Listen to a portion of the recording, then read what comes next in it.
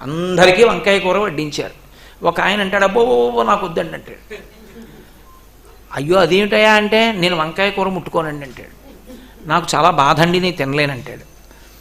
పక్కవాడికి తీసుకొచ్చి బీరకాయ కూర వేస్తే నాకు వద్దండి అంటాడు. అదే వంకాయ కూర 99 మందికి సుఖకారకం అయితే ఒకటికి దుఃఖకారకం. అంటే వస్తువు ఎందు ఉండదు సుఖము, మనస్సు ఎందు ఉంటుంది. మనస్సు ఎందు ఉన్నప్పుడు మనసుకి అనుకూలంగా ఉందన్న భావనని ఏర్పాటు చేసేవాడు శివుడు. అది శివానుగ్రహం.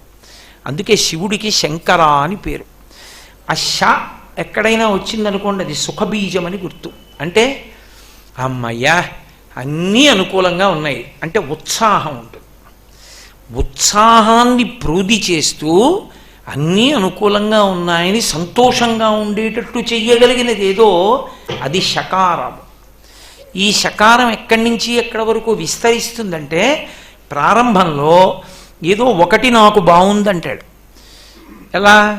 ఇందాక నేను మీకు మనవి చేశానే, తేలిగ్గా అర్థం అవడానికి ఉపమానం. ఓ కూర వేశారనుకోండి, ఇది నాకు బాగుందంటాడు. తరువాత కొంతకాలం అయిన తర్వాత, ఏంట్రా ఇంత వయస్సు వచ్చిన తర్వాత ఇంకా రుచి, కడుపుకి తింటే ఏమీ కడుపుని పాడు చేయదు, ఏదైనా పర్వాలేదండి, సాత్వికంగా ఉంటే చాలంటాడు. ఇప్పుడు షా విస్తరించింది, వస్తువుతో సంబంధం లేదు.